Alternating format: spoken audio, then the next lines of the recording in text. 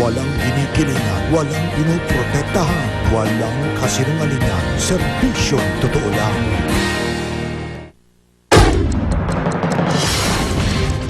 Labing 2009 binibining Pilipinas International Melody Gersbach na isa sa mga namatay sa aksidente kahapon sa Bula, Camarines Sur, iniuwi na sa kanilang tahanan sa Daraga, Albay. Ilan naman sa mga nasawi sa pagkahulog ng bus sa bangin sa Sablan, Benguet noong Miyerkules, inihatid na sa huling hantungan. Exclusive. Apartment unit sa Makati kung saan naganap umano ang hazing na ikinamatay ng isang estudyante ng University of Makati napasok ng GMA News. Presyo ng harina nagsimula ng tumaas ayon mismo sa mga flour miller. Kaya pagmahal ng tinapay sa susunod na buwan, asahan na raw. Mga bisita sa isang hotel sa Rio de Janeiro, Brazil, nabulabog dahil sa hostage taking. Komunidad sa Quezon City na sinalanta ng bagyong Ondoy, sinanay sa pagtugon sa kalamidad. Ang Kapuso Mall Show sa Iloilo, Lucena, Quezon, At Tarlac. Launching ng bagong music video ng Lupang Hinirang na kinatatampukan ng ilang Kapuso stars.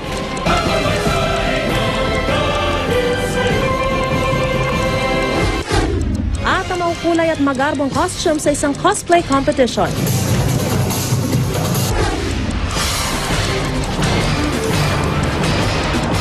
Mula sa GMA Network Center, ito ang 24 Oras.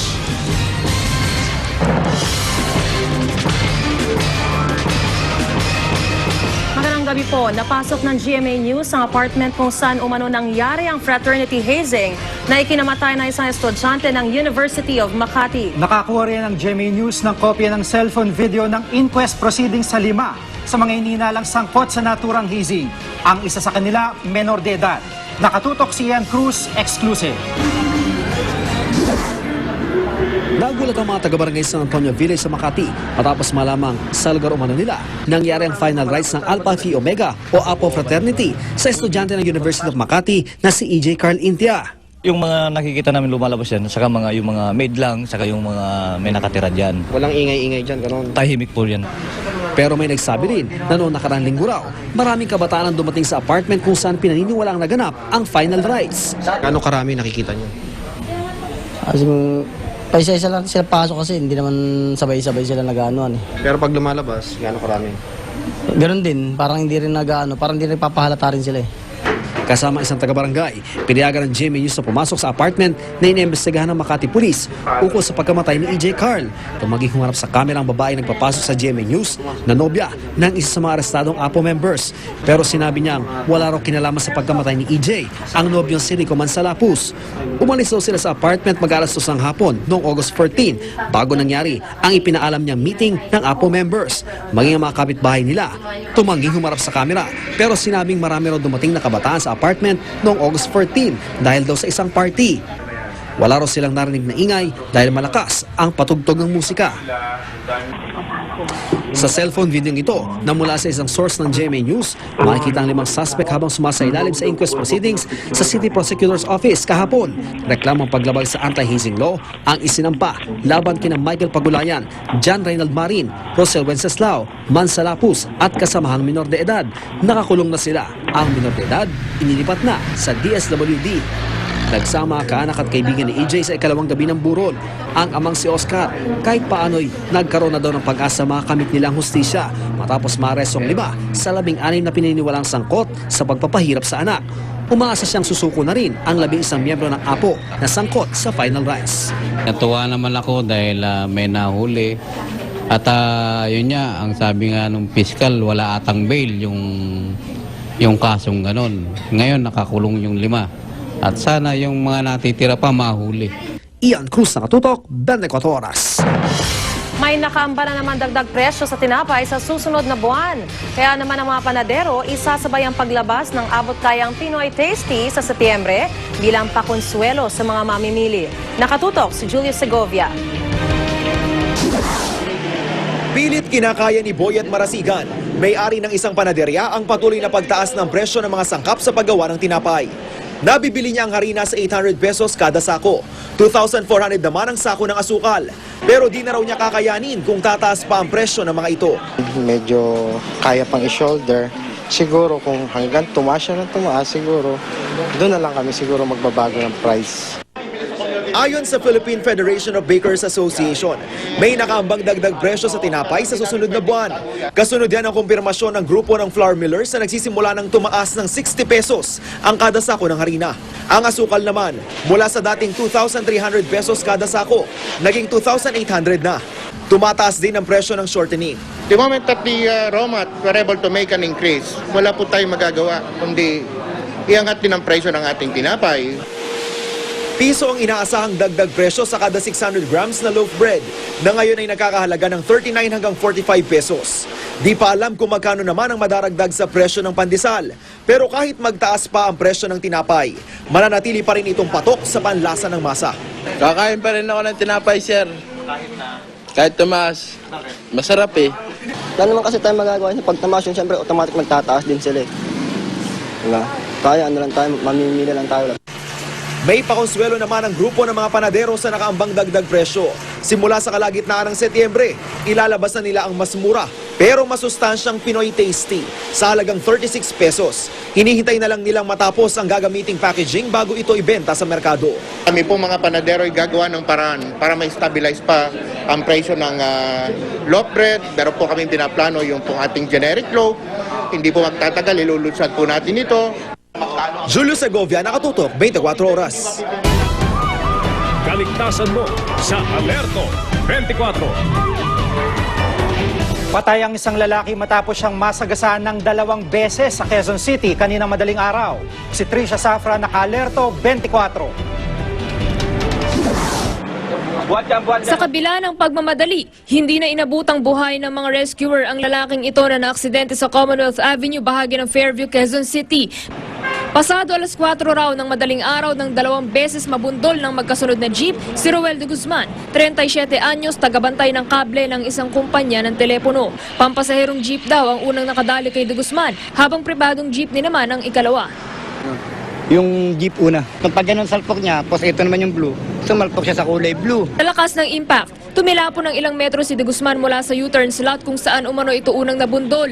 Mabilis daw na tumakas ang pampasaherong jeep, pero huminto naman ang driver ng ikalawang jeep na si Alan Lozano, 34 anyos, taga-repair ng appliances.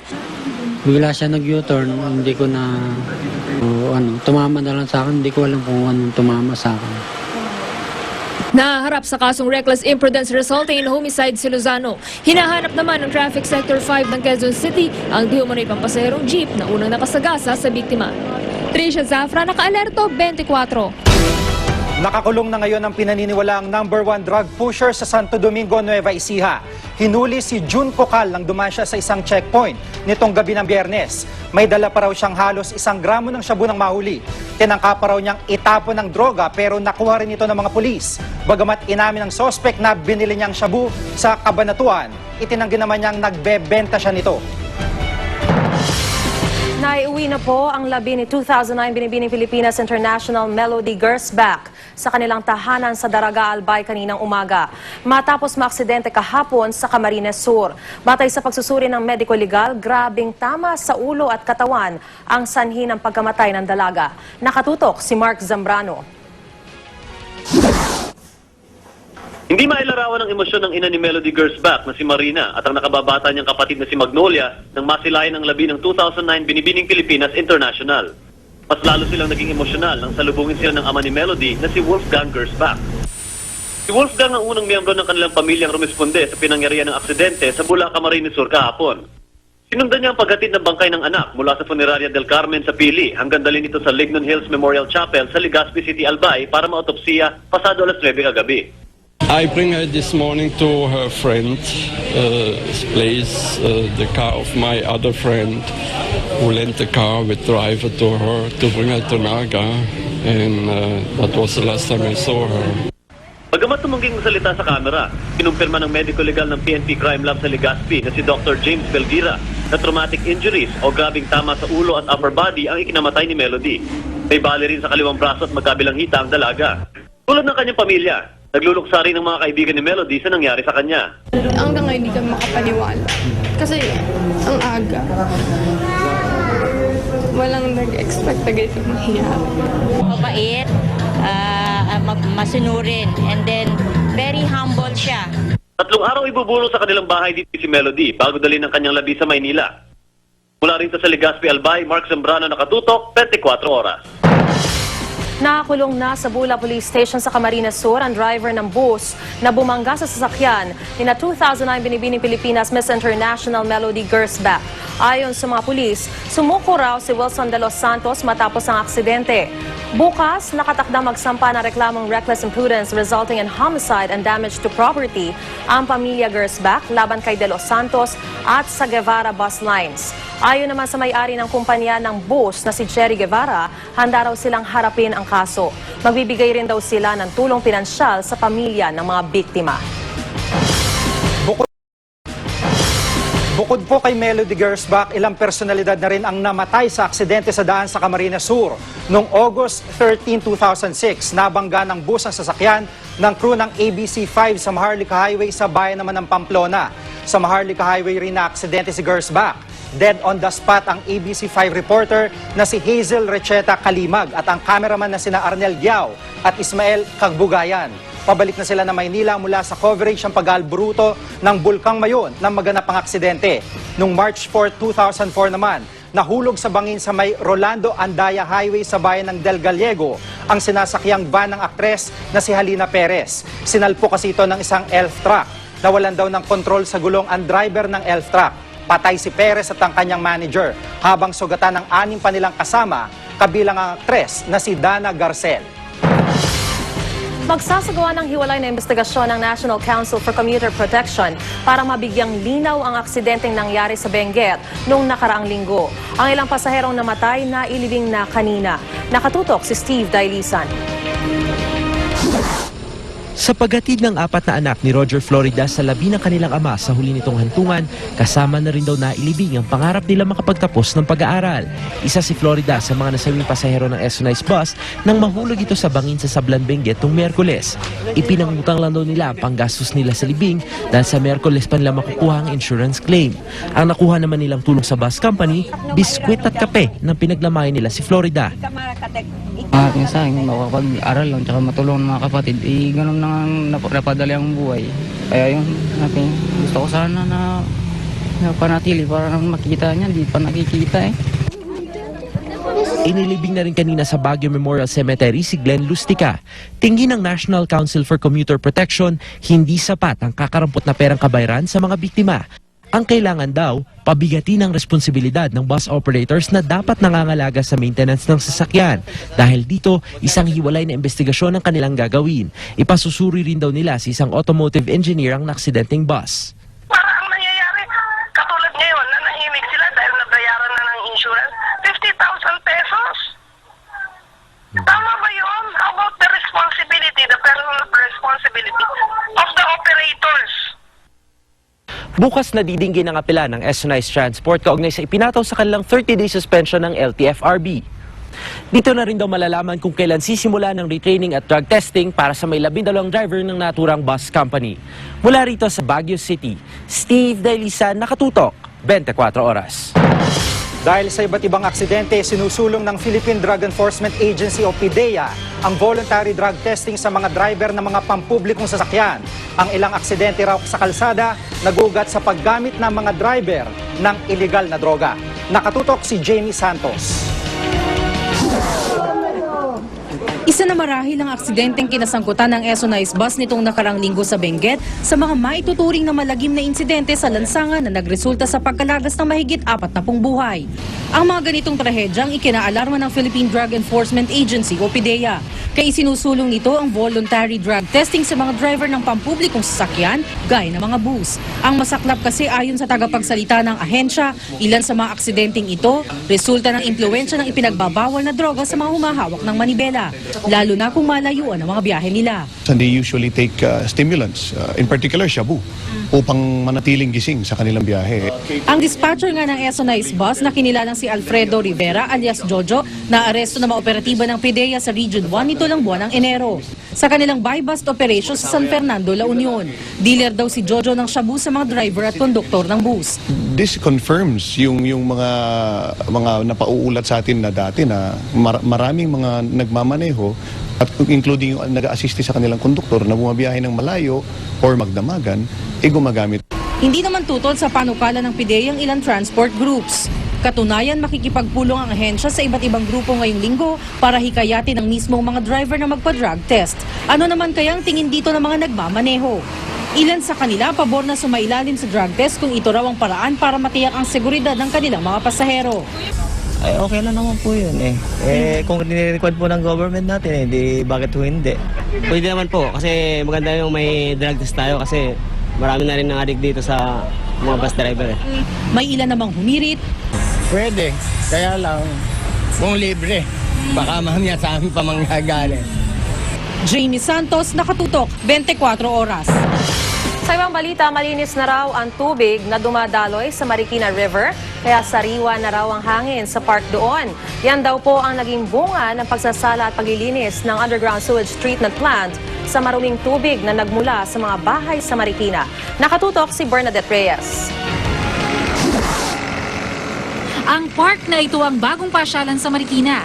Dito sariwa ang simoy ng hangin, maganda ang tanawin at may jogging path pa.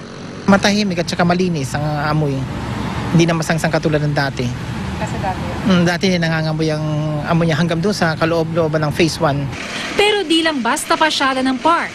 Nananatiling sariwa ang hangin dito sa paligid dahil sa ilalim ng park na ito ang Olandes Sewage Treatment Plant na kayang linisin ang maruming tubig mula sa palikuran ng mga bahay. Itinayo ng Manila Water ang Olandes Sewage Treatment Plant sa tulong ng World Bank para linisin ang 10 milyong litro ng maruming tubig kada araw bago itapon sa Marikina River. Meron din kami dito na odor eliminator na sinisip-sip niya yung mga maruruming hangin, and then meron kaming scrubber para lahat ng mga maruruming hangin luminis na. Ang sewage na nagmumula sa 40,000 residente na nasa paligid ng Olandes Sewage Treatment Plant ay pumapasok dito sa underground facility. Ang unang hakbang, ihiwalay ang mga basura mula sa tubig. Dahon, sachet ng shampoo at mga buhok ang ilan sa kadalasang nasasala. Dadaan ang tubig sa tangke na may oxygen. Ang oxygen ang bubuhay sa good bacteria na papatay o kakain sa bad bacteria. Pagkatapos papatakan ng tubig ng chlorine at paglabas sa tubo, di mo aakalaing mula sa Poso Negro ang tubig.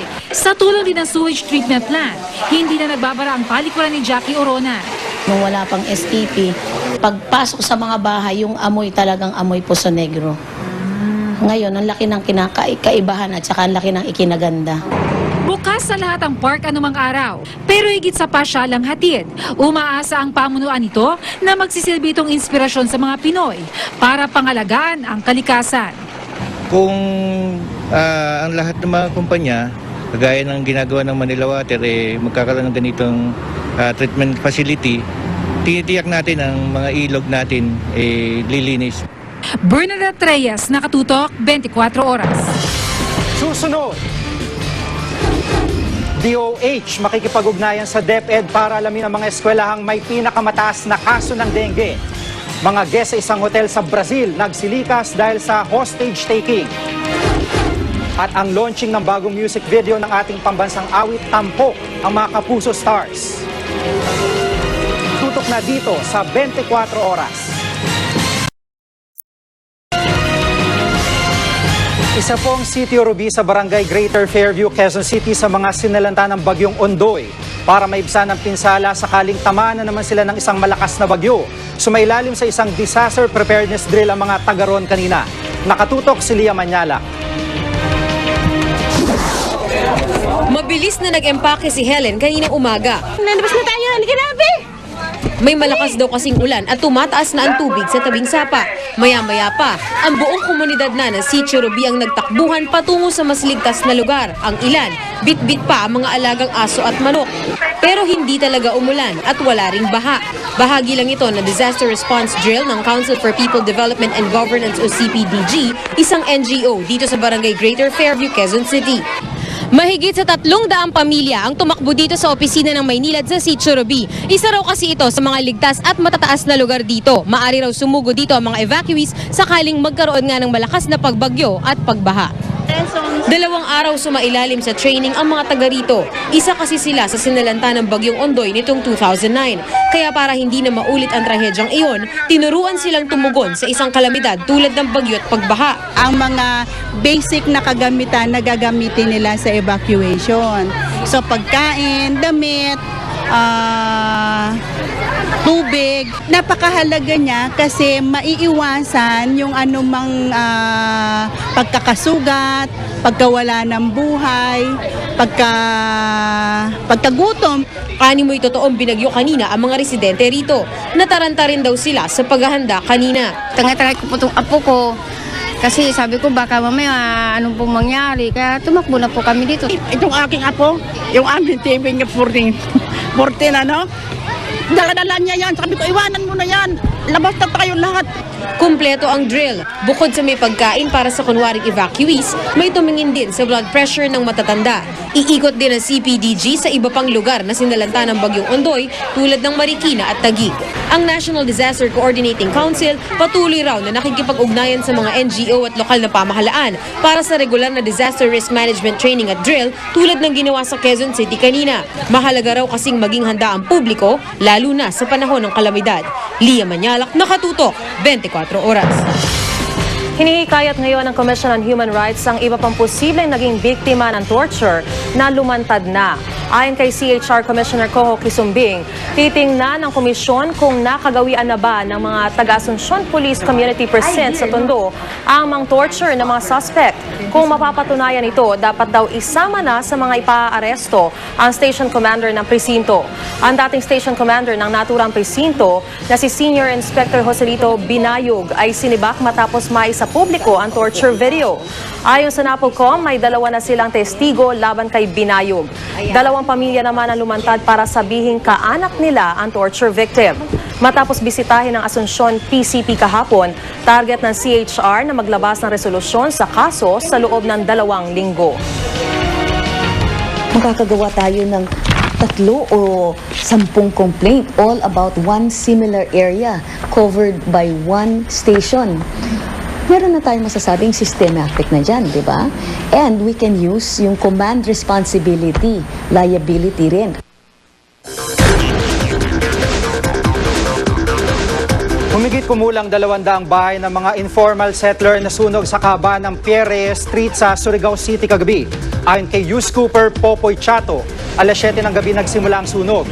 Halos 4 na oras ang inabot bago napulang sunog na umabot sa general alarm. Patuloy pa rin sa ngayon ang investigasyon sa pinagmulan ng apoy. Isang SUV naman ang tumagilid malapit sa isang mall sa Pasay kaninang alas 4 ng hapon. Nakasalpukan nito ang isang L300 van. Sugatan ng 4 na sakay ng SUV. Iniimbestigahan ng mga pulis ang aksidente para malaman kung may pananagutan ng 2 sakay ng L300. Ang litratong ito po ay kuha ni News Cooper Rocky Co na ipinadala niya sa Twitter account ng GMA News. Tulad po nila ay maaari din po kayong magpadala ng mga video at litrato ng mahalagang balita. Mag-log on lamang sa www.newscoop.tv. Para naman magpadala ng text at MMS, i-text lamang po ang scoop space, message space ang inyong pangalan at address at ipadala sa 4627. Mga kapuso, nagulat ang ilang personalities sa mundo ng showbiz at fashion sa malagim na pagpanaw ni 2009 Binibining Pilipinas International Melody Girls Back. Ikinalungkot ng modeling community sa Camsur ang sinapit ni Melody. Ayon kay Councilor Cecilia Veluz de Asis, chairperson ng Miss Bicolanja Pageant Council, mabait, masunurin at mapagkumbaba si Melody. Nakausap pa raw niya si Melody sa telepono ilang oras bago ang aksidente. Nabanggit pa ni Melody na dadaan siya sa presentation ng bagong mga kandidata sa Miss Bicolanja Pageant.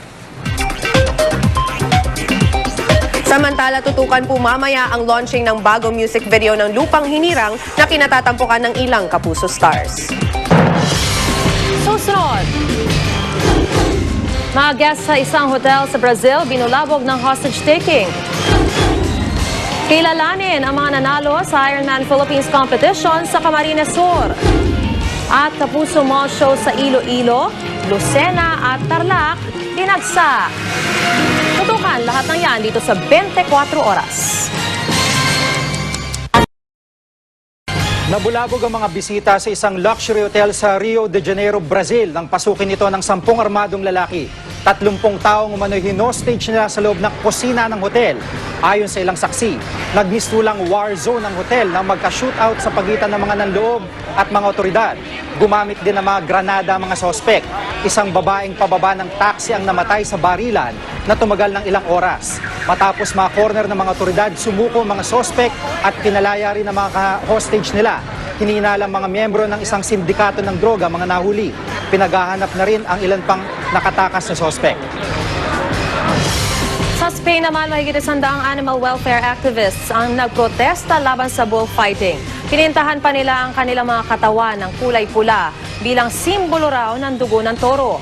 Ayon sa mga rallyista, bukod sa marahasang larong ito para sa mga hayop, maaari pa raw itong pagmula ng aksidente.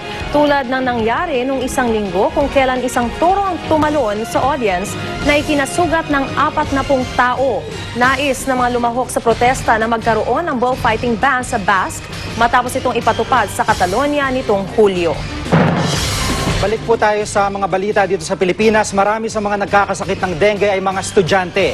Kaya ang Health Department makikipag-ugnayan sa Department of Education para matukoy ang mga eskwelaang may pinakamataas na kaso ng dengue. Nakatutok si Rida Reyes. Mag-iisang linggo nang di pumapasok sa eskwela ang grade 1 student na si Hazel. Naka-confine pa rin ang bata sa Pedia Ward ng East Avenue Medical Center matapos tamaan ng dengue. Medyo masama. Masakit ang? Ano masakit? Tiyan. Masakit ang? Tiyan. Today siyang try ng kaso. Tapos, sumasakit yung tiyan. Hindi pa siya pwedeng i-discharge. Na-admit lang namin siya kaninang madaling araw dito. Masyadong mababa ang BP niya. Ngayon, stable na siya in the sense na tumataas na yung BP niya. Pero kasi kagaya na sinabi ko kanina, may mga episodes pa rin kasing bumabagsak yung BP niya. At dahil hindi pa rin masabi ng mga doktor kung ligtas na sa panganib si Hazel, nag-aalala si Mary Rose na di lang kalusugan ang maapektuhan sa bata, kundi maging ang pag-aaral niya. Malaki kasi, unang-una, section 1 siya. Kaya, dapat sana mas tutok yung niya. Priority talaga yun. Kaso, wala magagawa eh. Mas importante ngayon, gumaling muna siya. Tuloy-tuloy ang pagdating ng mga pasyente ng dengue sa ospital. Hindi bababa sa 15 ang inadmit ngayong araw. Karamihan, mga batang mag-aaral.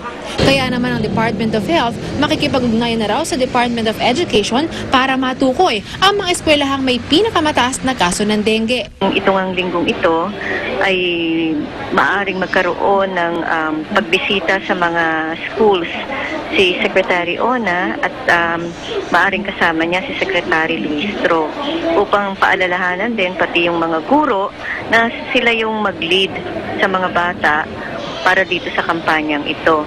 Rida Reyes, Nakatutok, 24 oras. Nagpasiklaban sa pagandahan ng iba't ibang costumes ang mga kalahok sa eLife Cosplay o Costume Play Championship. Yan ang tinutukan ni Syria Naguho. Pag nakasulubong mo sila, baka akalain mong na-time warp ka pabalik sa unang panahon. Pero mga costume lang yan ng mga lumahok sa eLife Cosplay Genre Wars Ultimate Championship. Di biro ang paghahanda para sa isang cosplay event. Aabot sa 2 hanggang 4 na linggo ang ginugugol sa pagre-research ng characters at paggawa ng mga costume. Dapat din daw kuha nila ang pag-arte at attitude ng napiling character. From rubber sheets. So, di naman magastos? Or... No, actually, it's not magastos. Bakit yan ang napili mo costume? Kasi, yun nga, mas okay kung natural, mas okay yung classical na na mga samurai kung sa favorite ko rin yung mga samurai. Bumida rin ng iba't ibang anime costumes. Hindi rin nagpauli ang mga nanggaya ng mga karakter sa pelikula, tulad ng Transformers. Pati si Michael Jackson, nabuhay. Ayon sa event organizers, malaki na ang pinagbago ng costume play o cosplay mula nang sumikat sa bansa noong 2000. Before, simple lang, tamang damit lang, gano'n. Pero ngayon, malalaki na. Kita niyo naman yung mga robots talaga. Talagang competitive tayo, no? Tapos makikita mo naman na sobrang napaka-creative ng mga Filipinos. Talagang may ilalaban mo sila sa ibang bansa. Laro man ang tingin ng iba. Para sa cosplayers, isa itong magandang hobby na di lang nakaka-enjoy, ipinapakita rin ang pagkamalikhain ng mga Pinoy. Kasi kakaibang experience, saka madami kang makikilala sa community na to. Natututo kami na makihalubilo sa mga iba't ibang klaseng tao. Tsaka natututo rin kami kung paano kami makakagawa ng costume. At nakikita namin sa kanila nakakakuha kami ng mga idea. Sir Naguho nakatutok, 24 oras. Muli na namang nagbigay kasiyahan ng ilang kapuso stars sa mga kababayan natin sa iba't ibang panig ng bansa bilang bahagi pa rin ng celebration ng 60th anniversary ng GMA Network. Kahapon, Iloilo, Quezon at Tarlac ang kanilang binisita. Ang chika mula kay Nelson Canlas. Sa airport pa lang, excited na mga kapuso stars na bumisita sa Iloilo para sa gaganaping mall show. Ang fans naman, masayang-masaya at dinalaw sila ng mga idolo. Ang pangbuena mano sa show, ang cast ng comedy series ng Kaya ng Powers na sina Sheena Halili at Enzo Pineda.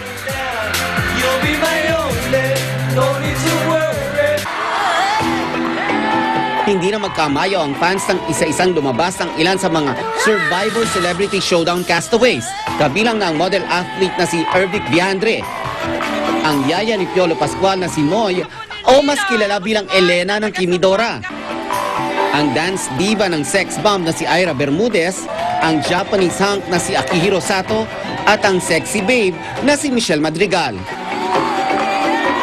Naroon din para umaliw sa ating mga kapuso si Glyza De Castro. Napuno rin ng mga tagahangang SM Lucena. Inabangan nila ang pagdating doon ng mga paboritong kapuso stars at hindi naman sila nabigo. Ang host ng programa, ang komedyanteng si Pekto. Naroon din ang Starstruck 5 Season 5 Second Prince na si Rocco Nacino at si Luis Alandi na nagpakilig ng fans. Hindi naman nagpatalo sa dance floor ang child star na si Buboy Villar. Inabangan din ang mga hottest love teams ng Kapuso Network na sina Jenica Garcia at Carl Guevara, pati na sina Barbie Fortesa at Joshua Junicio. Napuno rin ang excitement ang Metro Town Center sa Tarlac sa pagbisita ng ilang Kapuso stars. Pwelang-pwela ang host na si Belly Flory na talaga namang patok sa mga Tarlakenyo. Naroon para maghandog ng kanta sina Yasmin Curdy, Era Madrigal at TJ Trinidad. Para naman magpakilig, naroon si Paulo Avellino. Malay nyo, sa susunod na weekend, kayo naman ang dalawin ng mga idolo. Nelson Canlas updated sa Showbiz Happenings. Marami pa akong chika, so stay tuned. Abangan ang mga nanalo sa Ironman Triathlon Competition sa Camarines Sur. At ang bagong music video ng Lupang Hinirang, tampok ang mga Kapuso stars. Walang patid na pagtutok dito sa 24 oras. Sa Portugal, isang dalagitang 14 na taong gulang ang solong naglayag sa Atlantic Ocean. Pangarap kasi ng Dutch na si Laura Decker na maging pinakabatang sailor na makalilibot sa buong mundo. Sikretong umalis si Decker sa kanyang 38 talampakang barkong tinawag niyang Guppy dahil ayon sa kanyang manager, ayaw raw ng dalagitan ng atensyon. Kinwestiyon naman ng Dutch authorities ang kaligtasan ng menor de edad sa kanyang paglalakbay. Sakali mang makabasag ng record si Decker, di raw ito kikilalanin ng Guinness World Records at ng World Sailing Speed Record Council para di na raw maengganyo ang mga mas bata pa kay Decker na hamunin ang record ng dalagita. Hollywood chika muna tayo. Busy na naman po ang aktres na si Angelina Jolie sa paghahanda para sa kanyang susunod na pelikula. Ang una niyang destinasyon, ang syudad ng Sarajevo sa Bosnia para maghanap ng magandang lokasyon para sa kanyang war movie. Nakipag-usap din siya sa chairman ng 3-member presidency ng Bosnia na si Harry Silijic para magbigay suporta sa ilang programa roon. Nais tutukan ni Angelina ang edukasyon ng mga kabataan. Magiging parents na po ang newlyweds na sina Hollywood actor Orlando Bloom at supermodel Miranda Kerr. Sa press conference ng kanyang bagong pelikulang The Three Musketeers, masayang ibinahagi ng aktor na excited na siyang maging ama. Kahit busy raw siya sa pagpapromote sa kanyang pelikula, pipilitin daw niyang makauwi lagi para makasama ang 4 na buwang buntis na misis. Ikinasal ang dalawa nitong Hulyo lamang. Samantala, ni-launch na sa Party Pilipinas kanina ang full version ng bagong national anthem music video na inihanda ng GMA Network. Ang ilang Kapuso stars, very proud na mapabilang dito. Makichika kay Nelson Canlas. Ilagay ang kanang kamay sa kaliwang bahagi ng dibdib para sa lupang hinirang. Sa pagbubukas ng Party Pilipinas, nasaksihan sa unang pagkakataon ng bersyon ng Kapuso Network ng pambansang awit. Inilarawan sa music video ang iba't ibang pangyayari sa ating kasaysayan na humubog sa ating pagiging Pilipino.